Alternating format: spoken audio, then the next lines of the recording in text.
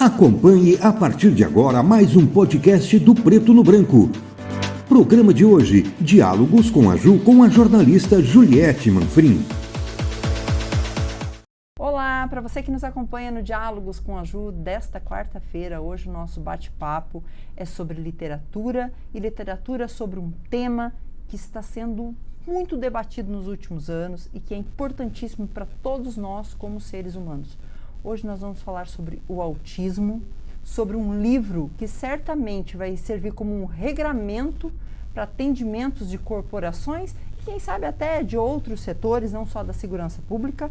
E nós vamos falar com o Major Murilo, ele que é do Corpo de Bombeiros, escreveu esse livro e vai contar para a gente toda essa experiência que está sendo agora propagada com a divulgação do livro. A gente vai falar um pouco, vai tratar um pouco desse assunto, porque é extremamente importante. Major, seja bem-vindo ao Diálogos com a Ju dessa quarta-feira. Obrigado, a honra é minha. Bom, um livro primoroso, inédito, uma publicação inédita para o segmento, mas eu gostaria que, antes da gente começar a falar propriamente do livro, como é que o assunto autismo surgiu na sua vida, Major? Foi numa situação inusitada, né? Foi uma dificuldade, uma tribulação que surgiu. Então, aproximadamente 2 anos e meio atrás, nós recebemos o diagnóstico do meu filho, do Mateu. Então, o Mateu hoje ele está com 4 anos e meio. E quando ele tinha 1 ano e 8 meses, o meu sogro participava de alguns eventos, algumas palestras, e ele sabia sobre autismo, algumas características, e eu era completamente ignorante. Eu não tinha conhecimento nenhum sobre o assunto, nem eu nem minha esposa. E o meu sogro falou, olha, o Mateu está fora da curva de desenvolvimento, que ali na carteirinha de vacinação, né, tem que seguir aquela linha do desenvolvimento. Com 1 ano e 8 meses, ele já tem que ter um know-how de palavras, em torno de 300 palavras, ter uma comunicação efetiva em algum ponto, em algum aspecto. Então o Mateu não fazia contato visual, ele girava em torno de si, que são os movimentos restritos e repetitivos, ele tinha o hiperfoco em algumas coisas, ficava ali no cantinho, que ele chama o mundinho dele, né? E esquecia de todo o resto. Então tinha um prejuízo de comunicação, de interação social. Ele não olhava quando chamava pelo nome. Ele tem seletividade alimentar, tinha problemas de constipação intestinal. Uma série de características que são inerentes do autismo. Então teve o luto, né? No primeiro momento, nós como uma família, como qualquer pessoa, quando confrontada com situações adversas da vida, não sabe lidar com aquilo, nós ficamos ali por 2, 3 meses aguardando talvez o momento dele, porque depois eu vou contar, eu também tive isso na infância. Eu fui falar com quase 4 anos. A minha mãe me levava nos médicos lá no final da década de 80 e falavam que era normal, que estava tudo bem, que neurologicamente e cognitivamente eu estava bem, tal, e foram relevando e foram deixando, e eu tinha características igual do Mateu. Então nós começamos a fazer as terapias com o Mateu, e durante 1 ano de investigação e de estudos, porque eu estudava muito sobre o assunto, compilava materiais, buscava no estrangeiro também, né? Até daí que surgiu o livro, porque eu já tinha muito material escrito sobre isso, né? Fui fazer uma investigação com psicólogos, com os médicos, e também recebi o diagnóstico de transtorno do espectro autista do nível 1 de suporte. Você agora, recentemente? Isso, foi no ano passado, né? Eu estava com 36 anos, hoje estou com 37. Foi um diagnóstico tardio. E assim, eu fiquei feliz, aliviado por me entender, né? Mas triste ao mesmo tempo, porque eu tive uma perda muito significativa em muitas áreas. Claro. Porque 70% dos autistas têm alguma comorbidade associada ou uma múltipla deficiência. No meu caso, eu tinha o transtorno do déficit de atenção e hiperatividade. Então, eu não conseguia assistir uma aula. Eu ficava aqui sentado, balançando as pernas, angustiado, esperando acabar o horário, né? E desenhando, rabiscando no caderno. Não conseguia acompanhar o que o professor estava falando pela desatenção, pela hiperatividade e pelo delay de processamento de informações provenientes do autismo. Então, hoje eu faço uso de medicamentos para tudo isso, né, que me ajudam num tratamento. Obviamente, deixar bem claro que o autismo não é uma doença. O autismo é uma deficiência, por isso que não se diz em cura. O autista nasce autista e ele nunca vai deixar de ser autista, né? Mas ele tem tratamento. Então a gente fala assim que cada um pensa de um jeito, que é o público neurodiverso, né? A diversidade de pensamentos, de formação cerebral, de comunicação ali entre os neurônios, as sinapses e tal. O autista é o neurodivergente, ele diverge significativamente do neurodiverso. Então a ideia é, com os tratamentos, trazer ele mais perto. Então se ele não consegue ficar sentado numa sala de aula para assistir uma aula, a ideia é tentar conseguir que ele faça isso para que ele consiga prestar atenção, para que ele tenha acesso aos medicamentos, para que ele consiga ter uma qualidade de vida, ter um emprego, ter uma esposa, ter filhos, né? Então essa é a ideia do tratamento, foi isso que eu fui buscar. Então assim, para mim foi um alívio muito grande.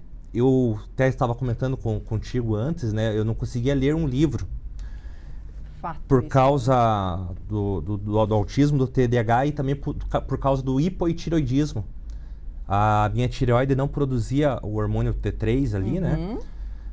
Então eu tinha cansaço, era letárgico, assim, é um hormônio do metabolismo, né? Que deixa o metabolismo acelerado e tal. Então eu sempre estava cansado e eu fui descobrir isso em 2018. Foi antes de descobrir a questão do autismo. Comecei a tratar, me trouxe uma qualidade de vida, assim, imensa. Então hoje eu consigo ler 30, 40, 50 livros, porque é uma paixão, principalmente na área do autismo, né? Porque eu entendi como um propósito de vida, da minha dor, da minha tribulação, que foi ser defrontado com essa situação, porque isso trouxe um desgaste emocional muito grande para nós, para a família. Alguns familiares não aceitavam. Não, o meu... E é uma regra, né? O meu filho, né, o Mateu, eles falam, não, Mateu não. Com o Mateu não pode, não acontece. Não, todo mundo é normal na nossa família, né? E na verdade você vai buscar... tem várias pessoas com autismo na família. Que só não foram diagnosticadas. Que não têm o diagnóstico, que não aceitam, ou tem o TDAH, ou tem alguma coisa, né? Que acontece na maioria das famílias. Não aceitam. Não aceitam. Sim. E daí passa 2, 3, 4, 5, 6, 7, 8 anos. Aí a criança está cheia de prejuízos na interação. Porque o autismo o que é? Interação social, problemas na interação social, problemas na comunicação e problemas com movimentos restritos e repetitivos. A criança que fica muito tempo ali no mesmo brinquedinho e diariamente aquela mesma... Então esse é o movimento restrito, que se chama hiperfoco. Ele fica hiperfocado em alguma coisa, quebra-cabeça, dinossauros, golfinhos, xícara, televisão.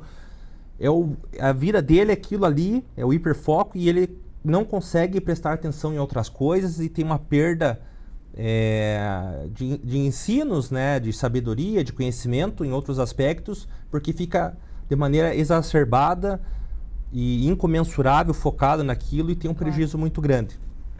Então a ideia é detectar o quanto antes, porque se a criança precocemente tem os tratamentos, ela consegue aumentar até 17 pontos o QI dela, que é o coeficiente ou quociente intelectual, né? E quanto mais demorar, existem as podas neurais do cérebro. Exato. Então o cérebro ele descarta informações que ele julga desnecessárias e a criança tem aquela perda.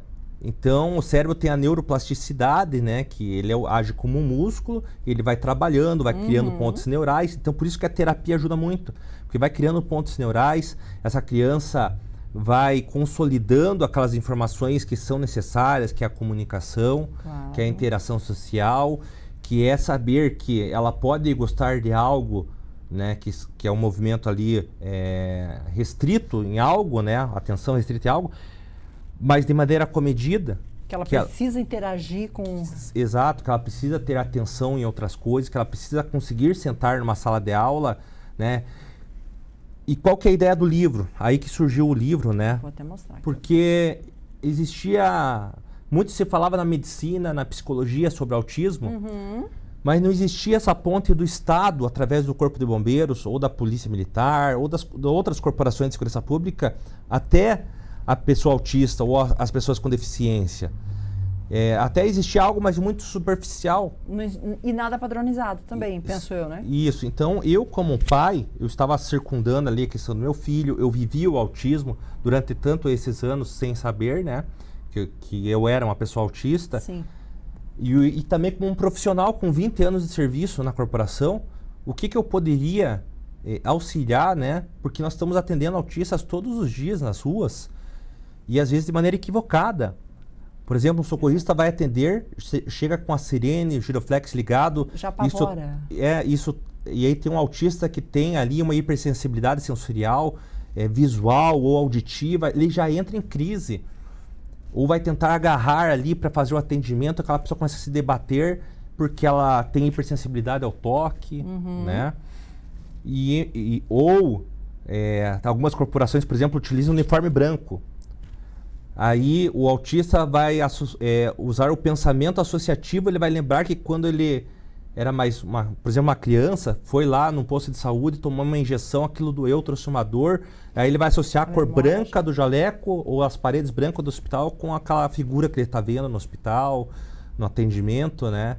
Então até a cor do uniforme do socorrista, do policial ou do terapeuta, né? Já aconteceu do meu filho chegar na terapia, ver a terapeuta de jaleco branco e ele entrar em crise. Porque ele associou aquilo quando ele foi no hospital e ele teve que tomar 7 dias de antibiótico porque ele estava com algum problema respiratório ali, né?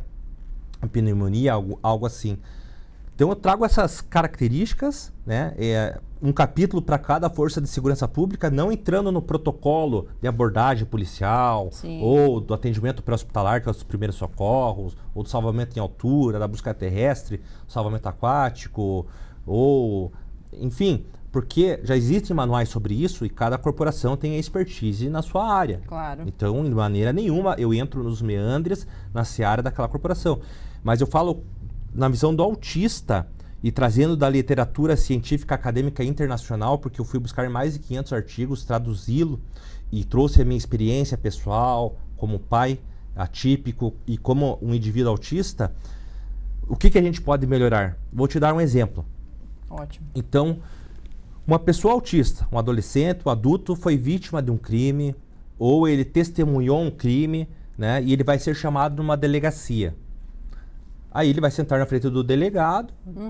Então, o protocolo de perguntas, como que vai ser feito, é expertise da Polícia Civil. É o de praxe que já vem sendo adotado. Perfeito. Não se interfere nisso. Não, de maneira nenhuma.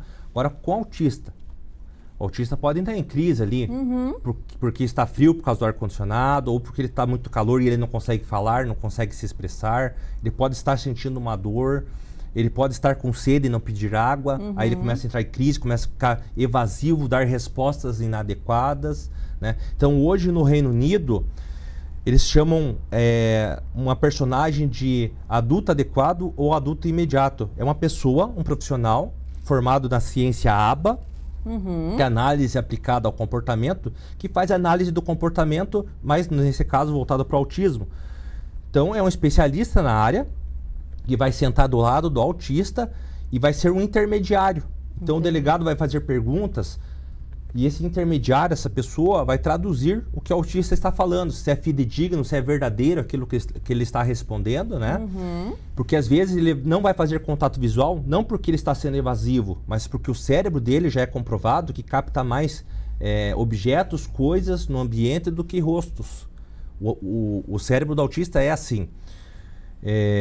Ele vai responder às vezes sim, né, ou não, mas não é aquela resposta verdadeira, porque ele quer às vezes se evadir daquela situação, porque ele está estafado de estar naquele ambiente, ele está inseguro, ou ele está entrando numa crise sensorial por algo, né, que está no ambiente, ou ele vai responder de maneira positiva ou negativa, achando que é algo que o delegado ou o policial quer ouvir, né? Aí o profissional fala, não é isso que ele quer dizer. Aconteceu em Curitiba um caso desse. Então, um autista, isso é verdadeiro, foi abordado na rua pela guarda municipal e perguntaram para ele, era um adolescente, inclusive esse adolescente sofria abuso sexual. Nossa. 90% das pessoas com deficiência têm dados com uma população muito grande, dados internacionais que 90% sofrem abuso de ordem sexual e apenas 3% conseguem relatar para as autoridades públicas. E provavelmente dentro de casa mesmo. Dentro de casa, fora. Você vê pessoas neurotípicas, né, principalmente mulheres que já sofrem abuso, têm dificuldade. E quando aparece lá um abusador, daí aparecem dezenas de mulheres falando, né, que Exato. Pela vergonha, pelo constrangimento, às vezes pela falta da credibilidade que dão para né? Imagine uma pessoa com deficiência. Então é por causa disso que eu estou fazendo esse comparativo, né? Claro. Uma pessoa com deficiência que tem a cabeça de uma criança inocente e que às vezes não fala, né? Tem dificuldade. Então é muito triste. Nós, da segurança pública, temos que fazer a proteção deste público e essa é uma das ideias.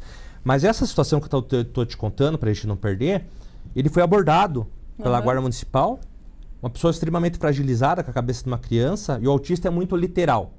Extremamente, né? Então, se você pegar e falar para um autista que está comendo pacote de bolacha aqui, comendo a bolacha, né? Me dá uma mordida.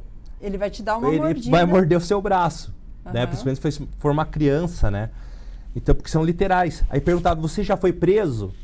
E ele falou, já fui preso. Ai, já começou... Aí começaram a tratar ele como um marginal, como um delinquente, como um criminoso, né? E aí ele começou a ficar agitado, entrar em crise e perguntaram até se ele já tinha cometido homicídio e ele não sabia o que era, porque era uma palavra difícil no vocabulário dele. Daí ele falou sim, porque ele achou que era aquilo que os guardas municipais queriam ouvir. Nossa, né? Ele achou que estava ajudando. Isso. E começou a partir de uma situação bem crítica ali, né? E aí tem uma clínica na frente, o Instituto Anjo Azul. Aí veio a Fernanda Rosa, que é presidente do Instituto, interviu, falou, não, conheço ele é autista, eu acho que até ele tem a deficiência intelectual junto, né? E daí foram desvendar por que ele falou aquilo, né? Claro. Aí ele falou, não, que ele foi preso na festa junina. Tipo, naquela cadeia de festa junina Isso, e tal. que tem a brincadeira, a festa junina, que ele foi preso lá, na inocência dele. Ele tinha sido preso já. Né, ele não viu aquelas pessoas fardadas como autoridades e não conseguiu fazer presumir a consequência dos atos, né? E, claro. Enfim, foi uma situação bem chata e acontece todos os dias. Claro. Todos os dias. E a gente tem, em todo o mundo, a gente deve ter milhões de pessoas que nesse momento não têm um diagnóstico. Não sabem o que os filhos estão passando com autismo, ou muitos adultos que se viram numa situação limitante, com até uma má qualidade de vida, às vezes, desde a infância, né? E ainda tem resistência em buscar um diagnóstico. Que recado que você deixaria para essas pessoas? Principalmente para os pais que enxergam nos filhos essas limitações e que não querem buscar um diagnóstico. Para não terem vergonha. Não tenham vergonha. É libertador. É libertador para a pessoa que está sofrendo, que não se entende, as suas características, né?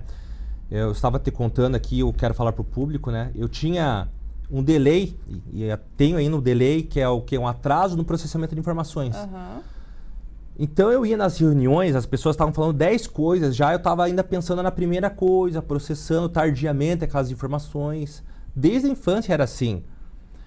Só que eu era muito esforçado, eu estudava muito, eu tinha facilidade em decorar as coisas e tal, e eu fui superando, passando, me inserindo no meio profissional, né? Mas até dias atrás, antes do diagnóstico, que eu não sabia que isso era uma característica do autismo também, eu me sentia burro, eu vou usar bem o termo.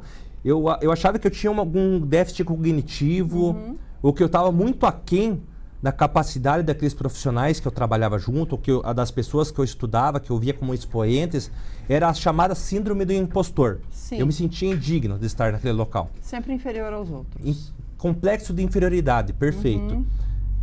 E eu fiquei com isso na cabeça por anos.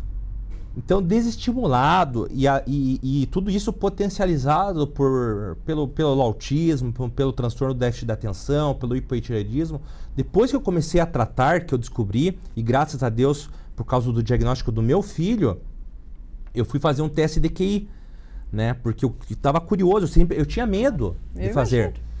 Então, a gente ficou ali por meses fazendo, porque é uma bateria de vários campos de inteligência que você faz, né? E deu 130 pontos. Ou seja, você tem um super QI. Que é a superdotação, né? Uma pessoa com 130 pontos de QI é uma pessoa superdotada. Então é ao contrário do que eu sempre imaginei. Então as pessoas falam assim, você é um major do Corpo de Bombeiros. Você não tem vergonha de te colocar em um rótulo de uma deficiência? Falo, não, pelo contrário. Eu não coloquei um rótulo, eu tirei um rótulo porque eu usava uma máscara de uma concepção que eu tinha equivocada sobre mim mesmo. Claro. Eu não sabia a minha identidade como ser humano, eu não sabia os meus propósitos de vida, né? Porque a minha identidade, meu propósito de vida não é o bombeiro. Claro. Porque até os meus 18 anos eu não era bombeiro, daqui uns dias eu vou estar aposentado, então é algo muito mais amplo, muito mais complexo, né? Bombeiro é o que eu sou, o que eu faço, na verdade, né? Então, o propósito de vida é aquilo que a gente faz, e a identidade é aquilo que a gente é. Hoje eu entendo que a minha identidade é trazer uma justiça social, através de uma palavra amiga, através da minha história, para essas famílias que estão sofrendo, mostrar que há, assim eu falo, né, que o autismo, a deficiência, ele não é bonito, ele é triste, ele é doloroso financeiramente, porque as terapias são caras, ele é doloroso emocionalmente. 70% a 80% das famílias acabam sendo dissolvidas, o núcleo familiar, as mães acabam criando sozinhos os filhos, os pais abandonam. Né? Isso é uma realidade das deficiências. Então não tem nada de bonito, é triste. Eu recebi depoimentos de mães com 60 anos de idade, que é autista, com filho de autismo nível 3, com deficiência intelectual, que agride ela, que bate nela, porque não teve acesso a medicamentos, não teve acesso a terapias, ela também não tem acesso a uma rede de apoio. Então é terrível. Mas o que eu digo? Que por trás de tudo isso, é possível extrair uma lição, tanto como indivíduo, como coletividade. E o que é isso? É você aprender com a deficiência do seu filho, do seu neto, do seu sobrinho, a empatia, a exercer o amor, a servidão, a compreensão, a inclusão, principalmente. Né? Saber que talvez aquela criança não consiga ficar sentada numa cadeira de uma sala de aula, mas que ela tem potencialidades a se explorar. Ela pode ser um gênio em algo que talvez outra pessoa não consiga resolver aquele problema. Ela pode trazer a resposta das orações de alguém que está gemendo, de alguém que está sofrendo. E eu vivi isso. Eu fui muito criticado em vários pontos da minha vida. E hoje eu recebo feedback de famílias que dizem: você é a resposta das orações que há anos estávamos clamando, de alguém com o seu perfil e uma pessoa com deficiência, com autismo.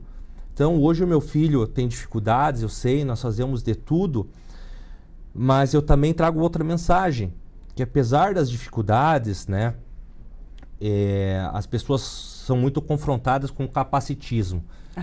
De fato. O capacitismo dentro da deficiência é a pessoa fazer um julgamento, dizer, você não tem cara de autista, ou você é assim porque você está orando pouco, porque é castigo de Deus. Diminuindo, de fato. Diminuindo, é uma espécie de bullying.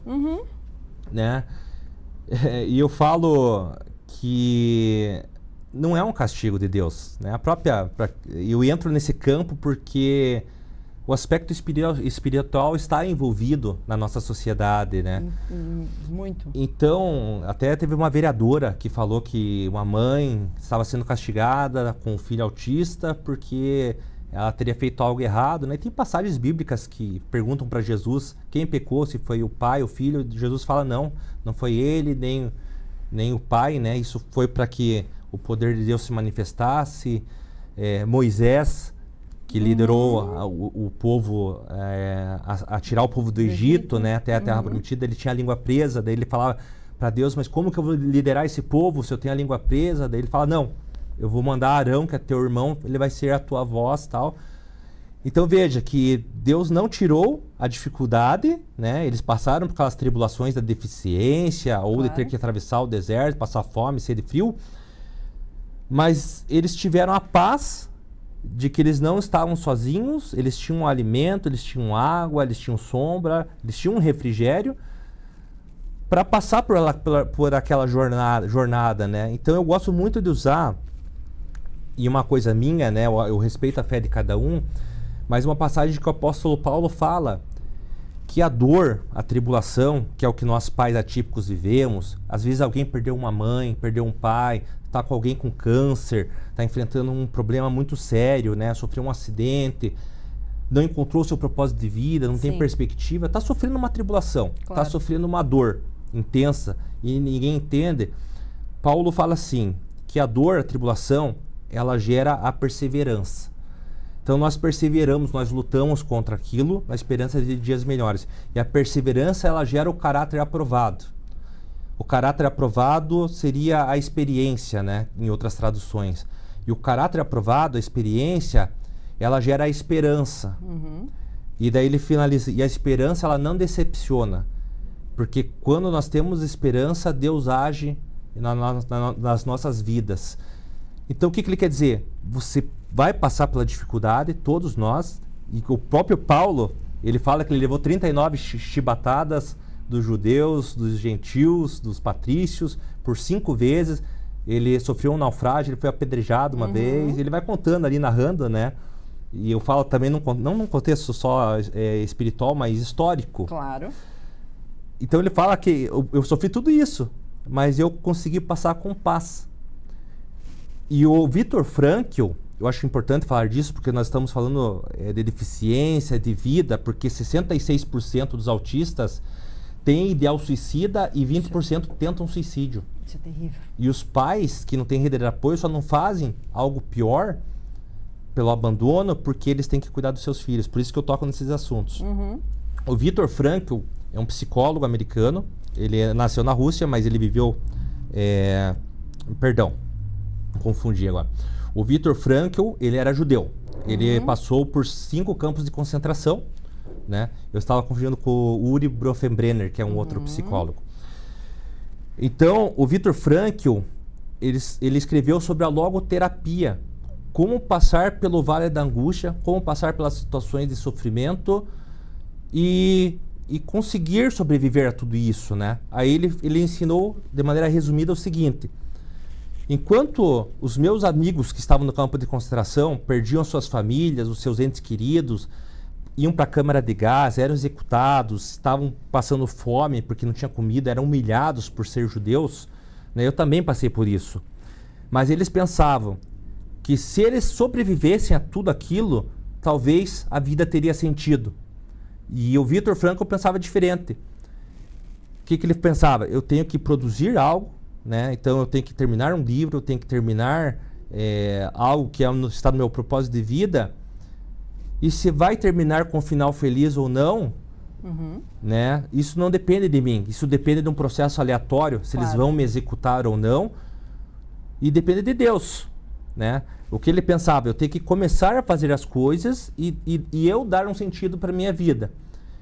E a minha vida não pode depender de movimentos aleatórios, se vai terminar com um final feliz ou não. Exatamente. Então, é isso que eu penso, né? Eu não sei, talvez, se o meu filho vai falar, se o meu filho... Hoje ele usa fralda, eu não sei se ele vai continuar usando fralda, né? Tem famílias também, eu não posso prometer que eles vão ser curados, porque talvez não seja o propósito de Deus que eles sejam curados, mas sim que a gente aprenda com isso e aprenda a inclusão, aprenda a aceitar o diferente, a exercitar servidão, amor, né? Então eu não sei se isso vai acontecer. Mas eu sei que é possível ter paz nesse processo de tribulação, né? E que se a gente tiver um propósito maior, a gente consegue descobrir a nossa identidade e ter um propósito de vida em meio a tudo isso. As pessoas querem acessar o seu livro, que gostariam de comprar, que gostariam de ler esse livro. Tem e-book disponível? Isso. Então, as pessoas perguntam, eu quero o livro na forma física. Eu tinha uma quantidade limitada dos livros, né? Sim. Já esgotaram. Então, estou em contato com algumas editoras para talvez o ano que vem nós termos a possibilidade da pessoa conseguir entrar no site e que a editora consiga enviar, porque eu não consigo fazer isso, né? Porque eu já tenho o meu trabalho como bombeiro, não consigo ficar indo no correio, né? Hoje eu tenho ele na forma virtual. Então, quem quiser pode entrar no Instagram, @emergência-autista, tudo junto, sem acento, né? Emergência Autista. E lá tem um link no perfil que ela entra lá, ela vai ter lá livro virtual. Ela clica, ela tem acesso ao livro virtual, que é esse livro que você está na mão, é o mesmo livro, né? Esse mesmo. Todos podem ler. Alguns vão conseguir ler no computador, no telefone, alguns não gostam, vão lá, imprimem e conseguem acessar. Tem a informação ali. O importante é ter informação ali, né? Isso. Então o livro ele traz desde o que é o autismo, o histórico do que é o autismo, como que era nos tempos passados. ali os requisitos para a pessoa ser autista. Então, por exemplo, um dos requisitos, estar presente desde a infância. Né?